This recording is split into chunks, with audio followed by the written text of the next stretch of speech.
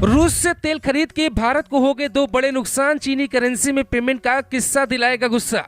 मोदी ने कहा रुपए में करेंगे कारोबार, रूस ने भी भरी थी हामी, फिर बीच में कैसे घुस गया जिनपिंग का बैंक। दुनिया में कम हुआ डॉलर का दबदबा, चीन को युआन पर क्यों है इतना गुमान, समझिए भारत की बहुत बड़ी मजबूरी।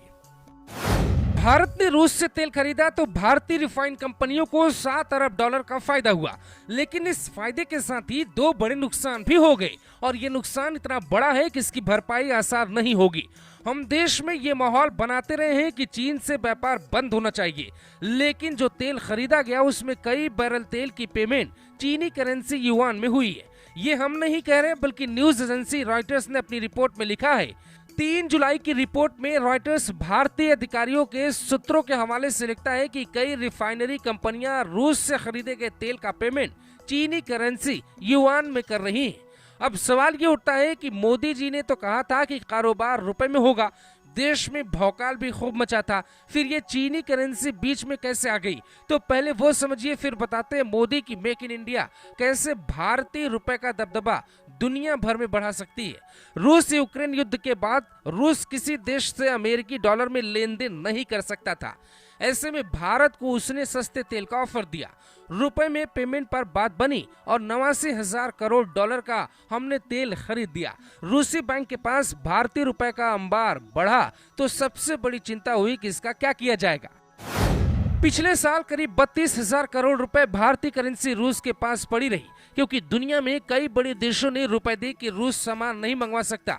ऐसे में रूस ने रुपए में व्यापार मना कर दिया।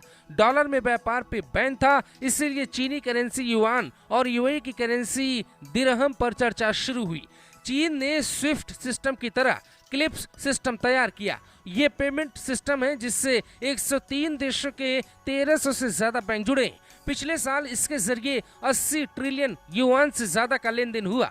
इसका मतलब यह है कि चीनी करेंसी युआन दुनिया भर में मजबूत हो रही है। आज दुनिया में डॉलर, यूरो और पाउंड के बाद चीनी करेंसी सबसे ज्यादा फेमस है। भारत की मजबूरी ये है कि हमारा रुपया इतना मजबूत नहीं है, इसीलिए भारत ने आईएमएफ की विशेष आहरण अधिकार वाले लिस्ट में इसे शामिल करने की मांग उठाई। दूसरे देशों में वोस्ट्रो अकाउंट खोलना शुरू कर दिया ताकि रुपए में लेन देन बढ़े। इस पे सबसे काफी कम वक्त लगेगा। अगर भारत मेक इन इंडिया पे फोकस करे तो तेजी से रुपए मजबूत हो सकता है। दरअसल रूस के साथ हमारी सबसे बड़ी दिक्कत व्यापार घाटे की है। साल 2022-23 में हमने रूस से 3.82 लाख करोड़ रुपए का सामान मंगवाया और ये पैसे रूस को दिए, जबकि रूस ने हमसे सिर्फ 25,000 करोड़ रुपए का सामान खरीदा। इसे ही व्यापार का घाटा कहते हैं। अगर इंडिया में ज्यादा चीजें बनने लगे, हम दुनिया के बड़े देशों से चीजें मंगवाने के बजाय उन्हें बेचने लगे, तो अपने आप रुपए की वैल्यू बढ़ जाएगी। और इस दिशा में मोदी सरकार कई बड़े फैसले लगातार ले रही है, क्योंकि फिलहाल जो हुआ वो एक बड़े सबक की तरह है। आखिर हिंदुस्तान और रूस के बीच इस बात पे सहमति बन सकती है कि रुपए और रूबल में व्यापार हो सकता है, तो दुनिया के बड़े देशों में से ये बात क्यों नहीं बन सकती? डॉलर हो या पाउंड, हर किसी से चीनी करेंसी आगे निकलने की कोशिश में है। ऐसे में अगर ब्रिटेन, अमेरिका को चीन को रोकना है तो फिर भारतीय रुपए को मजबूत करना होगा। अगर आप भी ये चाहते हैं कि हिंदुस्तान का रुपया लेकर विदेश में जाएं और वहां उसी रुपए से सामान खरीद सकें, तो कमेंट कर बताइए इसके लिए मोदी सरकार को और क्या करना चाहिए। Bureau report, leading Bharat TV.